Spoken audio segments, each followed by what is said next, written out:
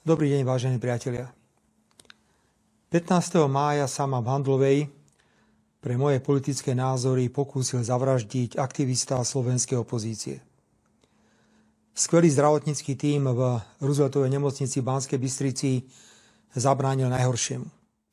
Je na čase, aby som urobil prvý krok, a tým je odpustenie. Necítim žiadnu nenávisť voči neznámemu človeku, ktorý ma dostrieľal. Nakoniec je evidentné, že bol len poslom zla a politickej nenávisti, ktorú politicky neúspešná a sfrustrovaná opozícia rozvinula na Slovensku do nezvládnutelných rozmerov. Treba očakávať, že protivládne médiá, politické mimovládne organizácie financované zahraničím a opozícia začnú pokus o moju vraždu bagatelizovať. Že išlo iba útok poblúzneného človeka, že medzi ním a opozíciou neexistovali žiadne prepojenia, že poškodenie môjho zdravia nie je vážne. Chcem požiadať protivládne médiá, najmä tie, ktoré sú spoluvlastnené finančnou štruktúrou Soroša, aby sa nepúšťali touto cestou a rešpektovali nielen závažnosť dôvodov pokusu o vraždu, ako aj následkov tohto pokusu. A opäť ich vyzývam, aby urobili už známy test Robertom Ficom.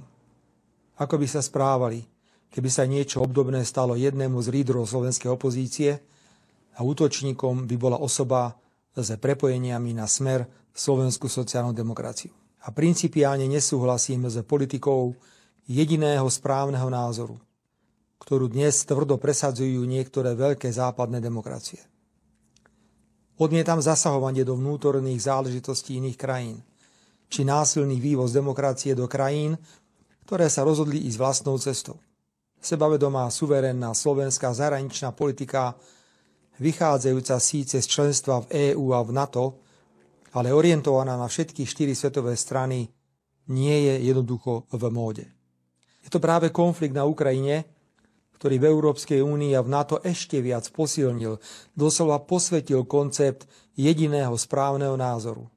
A to, že vojna na Ukrajine musí pokračovať za každú cenu s cieľom oslabiť Ruskú federáciu. Kto sa s týmto jediným povinným názorom nestotožňuje, je okamžite označovaný za ruského agenta.